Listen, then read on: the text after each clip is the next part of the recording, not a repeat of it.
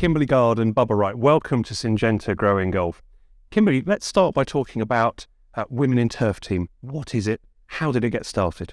So 2020, Troy Flanagan, who is the director of golf maintenance at the Olympic Club, he had approached me saying he had an idea about having a women's volunteer team. They were going to be hosting the Women's Open. And I said, that is an amazing idea. Fabulous. How can I help? So started with recruiting some of the women that were on the team. It wasn't just me. It was definitely a collective effort. Kelly Lynch at Pure Seed was very instrumental in that as well. And it just kind of went from a few people to more people. They told two friends, and it went from there. So we did the U.S. Women's Open at Olympic. It was amazing. It was an incredible experience. And from there, all the women wanted just to continue to be engaged and connected and bring more women into the fold. So from there, we went to Pine Needles to the U.S. Women's Open this last summer. And fortunately, Bubba was on board with having us at Pebble as well. And so we're very thankful and looking forward to this summer coming up. And what's been the reaction from the women who've been involved? They've signed up, they've come, they've been part of the team that's prepared courses for US Women's Open. What has it meant to them? What have their reactions been? I think to provide the best golf course for the best women players in the world, for us, it's like a tribute. And to get together and connect with other women that maybe you didn't even know were out there. And now you've left the tournament at the end and you have a whole new set of friends. It's just very impactful because many of these women, they may have been the only woman superintendent in an entire state. So to know that there's others out there is just a very impactful experience. And how has this community kept in touch and in fact developed from those first two US Women's Opens? So there's a few different chat groups that we have. So just throughout the year, women will communicate or celebrate, things that have happened, when people get certain recognition or honors, or just there's kind of a constant dialogue that is going on in these different chat groups. And then through conferences like GCSAA provides, whether it's some local events or national events, we definitely put out kind of an, all point bulletin, like who's going to be there, let's get together. So I think that connection just continues. You've had some TV coverage as well on the Golf Channel. There's a Twitter page that's attracting attention, a lot of conversations and interactions. And in fact, there's a documentary series starting this year, 2023, that's going to be covering what you're doing. And I think the documentary series has the catchy title of Breaking the Turfgrass Ceiling, I believe. Yes, that is correct. Yes, that is Kelly Lynch. And so, again, it's just, it's pretty amazing what's happened over the last 2 years, honestly. I think Troy definitely kind of lit that match and kind of got us together and kind of set that spark in motion. And from there, I think the women have kind of just taken it and run with it. So, Bubba, the US Women's Open is coming to Pebble Beach. What's encouraged you to get involved with this initiative and host an all-female volunteer turf team? Yeah, well, I was fortunate enough to go visit Troy at the Olympic Club a couple of years ago, and after seeing it in person, it was just a complete no-brainer. I mean, you see the energy and the effort they bring, the pride they have in their work, just the desire to be out there and maintain the golf course at the highest level for the greatest female golfers was pretty impressive to see. So, it's kind of, I really try to figure out how we're going to make it better. How we're going to improve on this program after the Olympic Club, and how can we expand on it to offer more education and more exposure to these ladies who are so eager to get out there. And what are you expecting from the experience? What am I expecting? Well, I really believe that we're going to have the greatest, U.S. Open ever. You look at the combination of Pebble Beach. This is our first Women's Open. at the greatest meeting of land and sea with this all-female turf team. We're incredibly excited to host them, and we're side by side preparing the golf course. So, just can't wait to get going. What do you think women bring? I mean, ultimately, men, women, they're turf professionals. Yeah. But what do you think? Different ideas, different thoughts, different approaches. Is that what you're expecting? Do you think that's what's going to happen, and is that a good thing? Oh, certainly. Any new ideas or new approaches are good, right? That's how you keep improving or keep moving along, and whatever you're doing, not just turf. But from what I've seen, is they're incredibly strong-willed, very detail-oriented. They got great personalities. They're always positive and keep it light.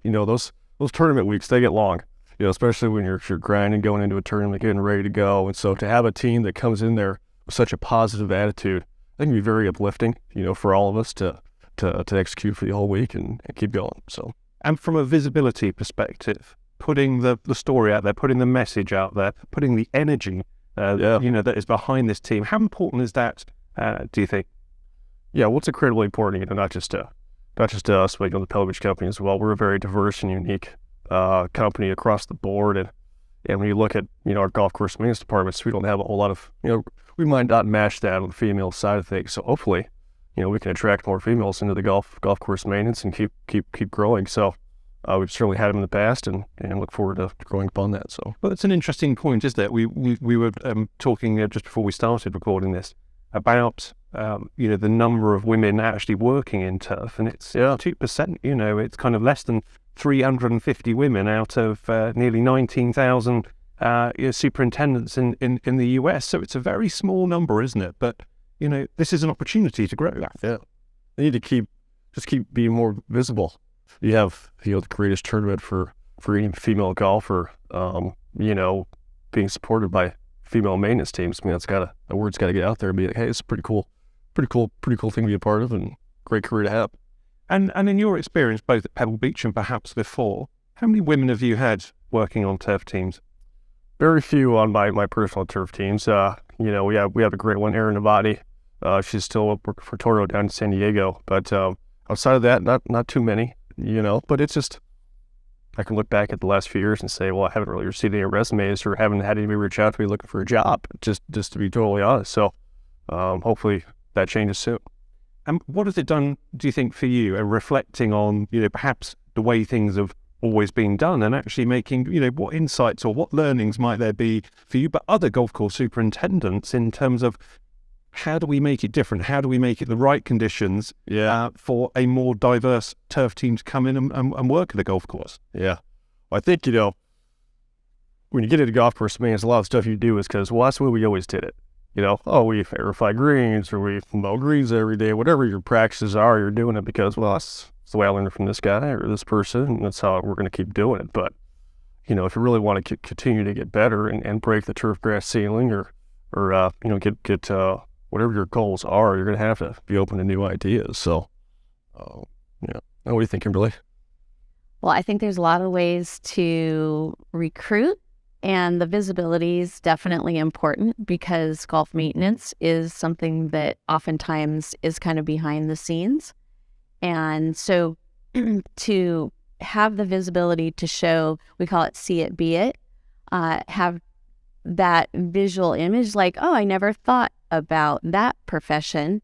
I can definitely say that the women are very passionate, as are, most of the turfgrass managers that I know, but very, very passionate. I know they love it. So I know other women would also. And it's just getting that word out that this is a profession that, they could possibly pursue. The see it, be it aspect is really important, isn't it? It's the storytelling aspect. It's the believability of the whole thing. Well, and I think that having a group of women too builds some momentum, because if you're looking to go into a profession where you don't see any other women, then maybe that can be a little intimidating, or you're like, is that what I really want to do? So I think trying to recruit more women, knowing that they're connected and that they have the support, then it's a little easier to make that jump, knowing that, there are others out there. So we're trying, definitely, with the, with this momentum, just trying to recruit more women so that we do change that 2% and make that a bigger number in the future. Certainly for this industry too, because I feel that most facilities, their staff, not too many people say, oh, I'm at full staff, I'm at full capacity. I've got people walking in the door every week looking for a job. It's not like that anymore. I think as an industry, we'll definitely have to reach out, whether it's to FFA, whether it's horticulture programs, whether it's on the athletic side, where maybe people aren't able to make a profession out of being a professional golfer, but love the industry, want to be still involved with the golf course. I think there's a lot of different places that we can try to recruit people onto this side. Just, I'm not sure in the past if that was as, we haven't been as aggressive in doing that, where now I think out of necessity, we're gonna definitely have to. So, Kimberly, tell me about the role of men in encouraging more women to come into the turf industry. I definitely think that the men play an integral part, whether it is providing the opportunities.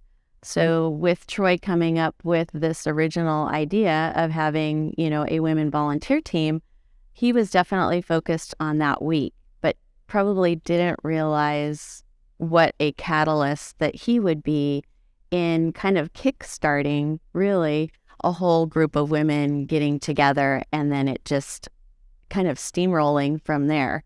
And the same, with David at Pine Needles, giving that opportunity to continue.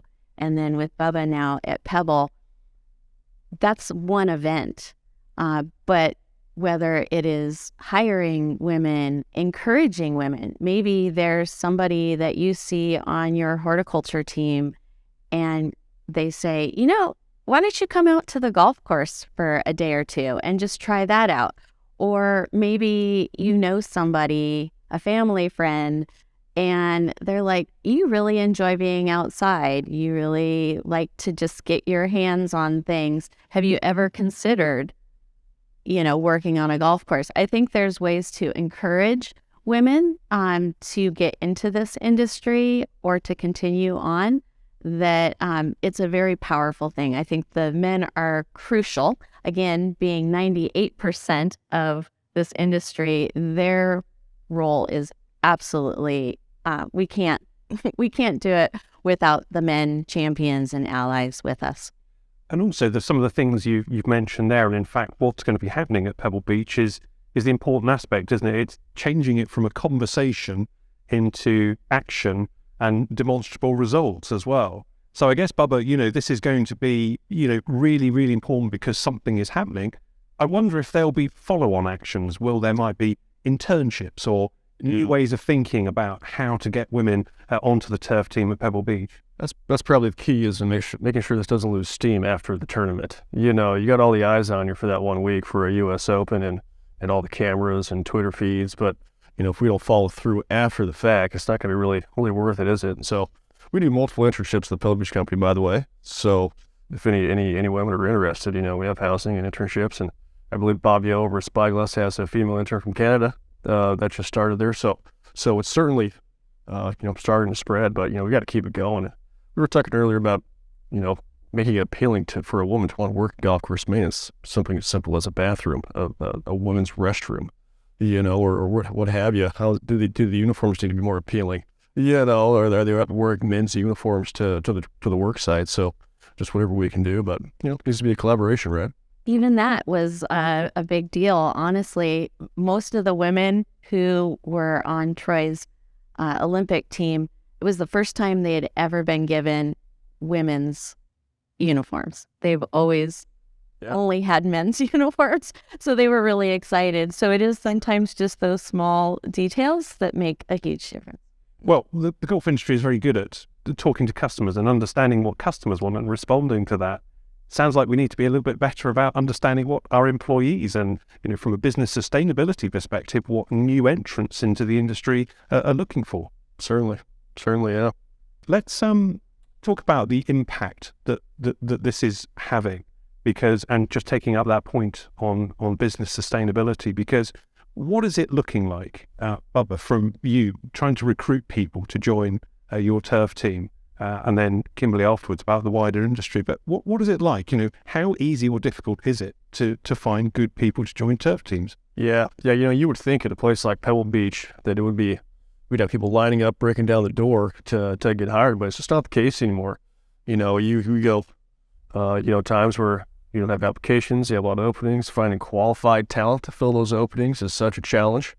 So we're struggling just like everybody else is to find qualified people, and you have to adapt, whether that's through your, really vetting through hiring practices, changing your wages, offering more work-life balance, whatever it may be, to attract quality people to come work for you. So, and what an untapped source of labor are these women that, we really haven't, gone to very much. So, and Kimberly, from a wider industry perspective, kind of what are you seeing of what needs to happen to make a difference?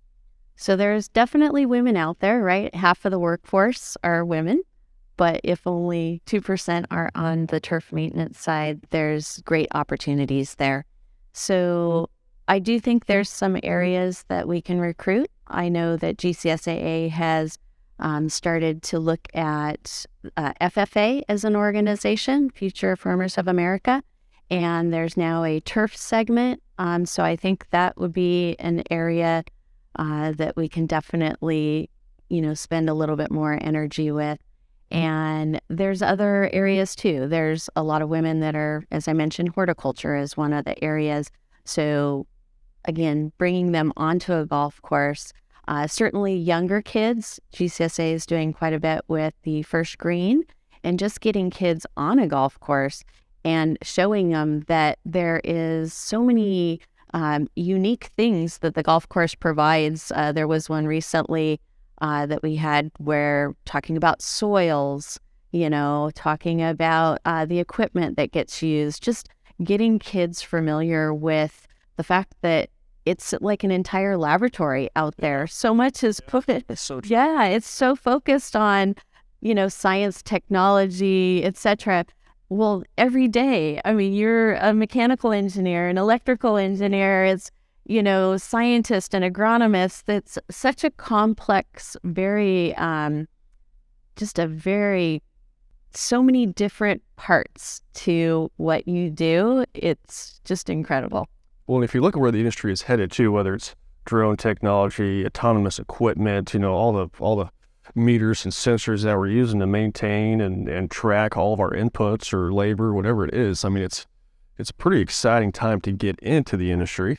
We're moving towards so much sustainability, and what we do. So it should be very appealing to anyone to join. So it's highly professionalized, but there's also, those important things, those motivations, Sure. Those early mornings, Pebble Beach, those views, and, I think we recognized in them through the pandemic how important those green spaces are. And Sure. Is that an opportunity as well, just to kind of introduce people and say, look, these are wonderful spaces. You can be guardians of these ground spaces.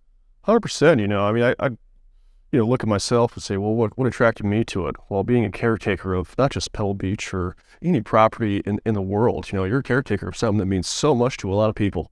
Everybody's coming out there because they want to have a great time, or they enjoy getting outside, love the game of golf, what have you. And then being able to see your work every day in front of you, that's really what attracted me to it. Working with a great team, the camaraderie that you have with that team, building a team, going out and getting ready for whether it's a club championship or a U.S. Open, whatever it is, building towards something and accomplishing those goals together, is really what gets you going. So that's doesn't matter, what your sex is, those are things that attracts everybody. So Bubba, looking forward to the US Women's Open, getting the turf team together. When do they come in, and when do you kind of what are your hopes and aspirations for those for that time together? Yeah, well, it's we've got to be more excited. We just finished with the AT&T, and now we're kind of turning the page towards the Women's Open. So it's really all engines full steam ahead towards that tournament. But the women in turf will be joining us the Sunday before the event. we'll have a quick meeting, discuss some pertinent details for the week, and then hit the ground running Monday of tournament week. So I know it's going to be great execution and just a fun week. So really thanks for Kimberly for assisting putting that all together. And Kimberly, this will be the third women in turf team at US Women's Open. What are your hopes for this year? Oh, if it's even close to what the last two have been, it'll be an amazing success. Yeah, there's some magic that happens that week. Just, it's kind of, to wake up early, you go long days into the evening. There's something, it's almost like a boot camp. There's definitely a bonding experience for everybody. I mean, I think that not just the women being with the women, but just to be with the team that's actually there all the time. You feel so good to be able to add, like you said, the energy, camaraderie. I feel like their teams become our family at the end as well. And you just have like such a warm, fuzzy feeling about the people that you got to be with that whole week. And just because they're inviting, they, come in, enjoy. This is our home. And so it's kind of like being a guest, at a favorite friend's house. Well, we wish you every success with the US Women's Open, and best of wishes to all of the women in turf team that are taking part this year. Kimberly Gard and Bubba Wright, thank you for speaking to Syngenta Growing Golf.